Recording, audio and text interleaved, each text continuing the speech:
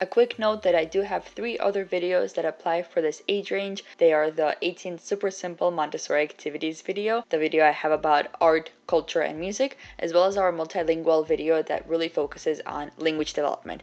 So if you're looking for more activity ideas, go ahead and check those out. I'll link them in the description box for you as well. Let's discuss what our little ones are really interested in at this age. It may be a lot of gross motor skills, pushing and pulling things as fast as they can, or some things that are way too large for them, or so we may think.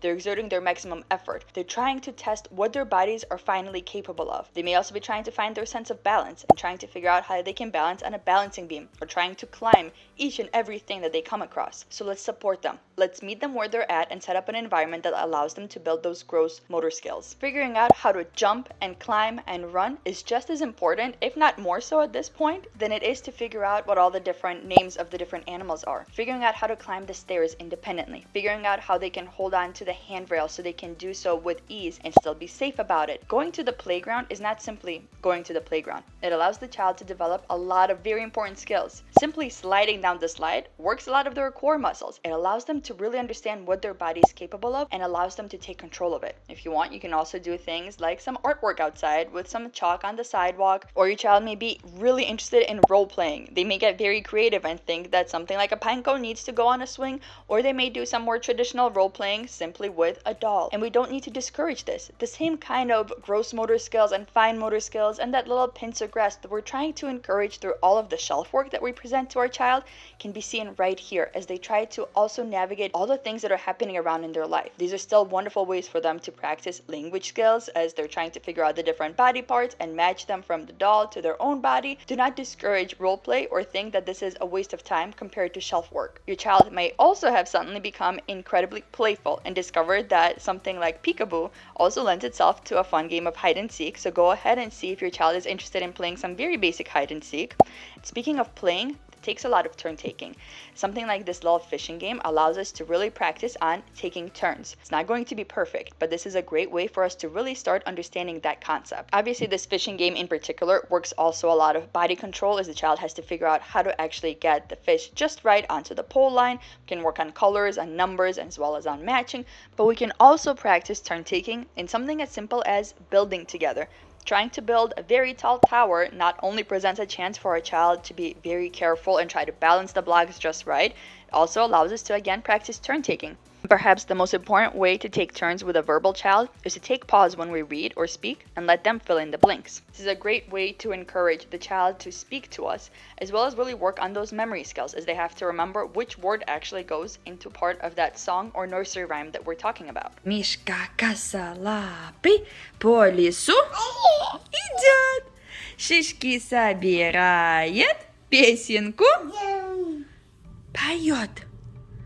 Вдруг упала шишка прямо Мишке в лоб. We've reached a really fun age where we can get more creative and more complex with the activities we present to our child without having to buy more things. Rather than color matching curated items, now we can ask them to try to recall items around the house and color match to specific construction papers. This way the child is continuously practicing color matching, but they're also now having to recall what items around the house would be a good match. We're also working on color gradation, and while we do have this really fun material, you certainly don't need it. You can do the same thing with the color swatches that are over in the hardware store. This is a great progression for the child who has really mastered basic color matching and needs an extra challenge. I've said it before and I'll say it again, it's never too early to introduce art appreciation to your child.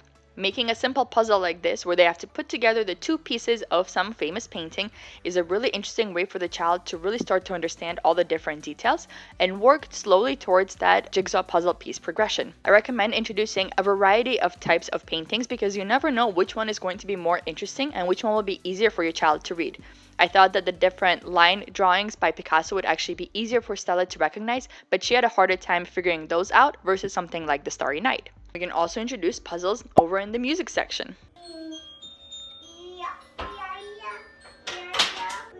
As with many of these activities, our children are refining their skills even though they may be using the exact same materials they've had their entire life up until now. If your child hasn't approached their musical instruments for a while, try moving them to a different area or creating a little music corner. Maybe introduce a new musical instrument that they haven't seen in a while. Or how about trying to make music together? Also a great way to introduce rhythm. И Stella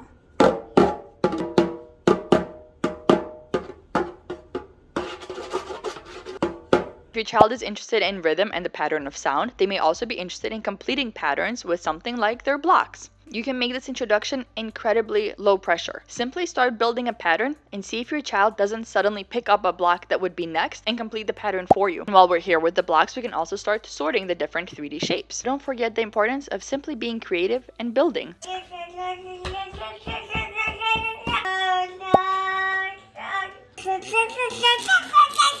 Our children being very creative and starting to understand the very basic concept of symbolism and what it means to create something out of nothing and what it means for something to represent something else, even though they're not exactly the same. It also takes a lot of balancing and it takes a lot of creative problem solving. Speaking of symbols, we've started working on matching symbols, which is a bit more complicated than matching items that the child may see around the house. They may be some geometric shapes, they may be symbols like a question mark, and after we've matched the exact items to each other, I've introduced matching under the item for Stella, because eventually this is how our preschool works will be laid out. Now, for a child who's very interested in matching and loves animals but has already mastered the simple matching of picture to item, we can introduce matching patterns, the pattern of the animal to that animal. This takes a lot of paying attention to the small details. Another type of animal matching we can do is matching animal silhouettes, which can get very complex or not depending on the kind of silhouettes and animals that you select for the child. And for the animal-loving child, we've got parts of an animal. So here we have parts of a rhino. And I have introduced this activity before, but I want to point out specifically how carefully Stella is now rotating all the parts to fit just right and to line up perfectly with the animal underneath. And we finally achieved this by introducing this other activity, which I will call the orientation puzzle.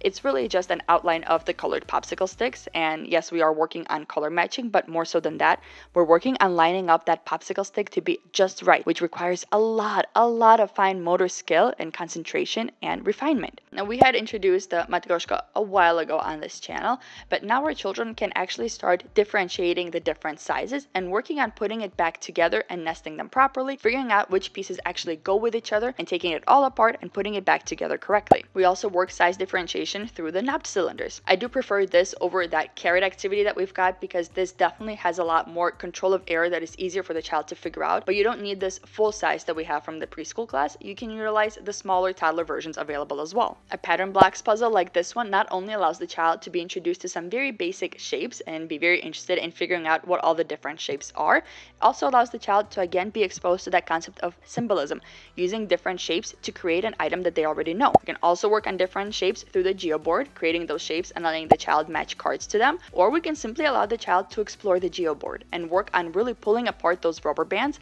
and work those little fine motor skills to try to get the rubber bands on just so. And trying to create something and make something out of them will come with time. We've talked about this shape sorting puzzle for a while before on this channel, but not only are we sorting the different shapes now, we're also probably more interested in the number of different pegs. At least Stella definitely is.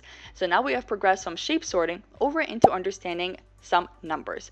Now, this will depend on your child's interest. Stella is very interested in what numbers are and why we call some things 2 and some things 3. These tumble down pegs have been a really great way for her to figure out how to not only work on posting, but also the cause and effect of pulling that little rod out and figuring out the different sounds that one peg makes versus 3 pegs and how different they are in weight. Now, admittedly, that material is expensive, but something like these counting pegboards are going to provide that same visual discrimination and even that discrimination in weight for the child to understand the difference between a 2 and a 3, for example. While they may not fully understand what that symbol of 3 represents, they just might understand what the word 2 means. Два. Два? Два что? Working with locks and keys is something we again discussed in the previous video, but our children are still definitely working on refining that movement and still trying to figure out what different keys go to different locks and finally starting to understand that little wrist motion. This is something they will continue to work on for months and even years to come, so definitely don't think you're going to be rotating this out anytime soon. This house allows her to practice that concept of containment and one-to-one correspondence. The stereognostic bag is a wonderful way for the child to really connect with their sense of feel and touch, and also work on different language opportunities as we describe what the different items feel like. An activity that is almost never out of rotation here is the open and close tray. I simply constantly update what kind of items I'm presenting on that tray. And with time, we have certainly progressed from simply trying to open everything to also trying to connect and put everything back together. We're also working on more complicated types of opening and closing containers because those are the ones that we're starting to use more in the practical life area as we progress into more and more food prep. Variation of this is presenting your child with different sized and different shaped Tupperware containers and their respective lids and seeing if they can't figure out which size and shape goes to each other. Try to introduce transferring with tweezers to your child. They may be interested in it and definitely very far from mastering it like Stella is here, or they may surprise you and actually be on their way to mastering how to do this. Either way, present it in a very low pressure way and simply allow your child to explore what is possible with this item. The same is true of pouring into 2 glasses. Simply allow your child to explore and see if it's something that they're interested in trying to perfect. You can also work on pipetting into an art palette, which is a bit different from simply pipetting from one container into another because now we're also working on one-to-one correspondence and making sure we don't put too much water into any of the singular vessels and let them overflow. The child can also work on moving the water back. If you and your child are ready and interested, you can also introduce chopping with something like this incredibly safe nylon knife. We can also work on something as simple as hand washing and simply taking a very large step back and allowing our kids a lot more freedom in figuring out all the different steps. Up until now, even something like making a smoothie may have been directed a lot by our narration of what is next, what should we be doing, and guiding our children through the process. Now try to work on taking a step back and seeing if your child even needs that guidance or if they remember all the steps. And if they don't, what do they do if they miss a step? Do they figure it out? Do they know that there's something that needs to be corrected? Or do they look to you for guidance? In which case, go ahead and provide it. But this is a wonderful way for the child to, again, continuously work on not only sequencing, but also problem solving and recalling from memory. Now, I do encourage you to continuously remind your child about their non-dominant hand being the helper hand and being there to catch something as it's about to fall or really assisting their other hand in getting the job done. Even something as simple as loading the dishwasher. This is an activity that hasn't gone away for the past several months, but what has gone away is our constant reminder and having to tell the child what to do because now they're able to recall what needs to be done on their own. And while practical life skills like vacuuming have always been of interest to our kids, you may be noticing more and more that they're doing it with intent, with purpose, and they're really copying every single detail that you're doing. Whereas before they may have just watered the plant, now they've picked up on the fact that they also need to rotate the plant. Whereas before they may have been simply dusting, now they're doing it quite as aggressively as you are. This is not only about doing the work that the child has in front of them, this is also about them figuring out who they are and where their place is in the world. And so while trying to put on their shoes certainly isn't the type of work that we would present to them on the shelf, it is no less important, and in fact can be more so important for the child at this age to practice and have the chance to continuously refine than having to consistently call them back to the shelf work that we've curated for them. As always, I hope you found some interesting ideas for your little ones here, and until next time, I hope you stay safe.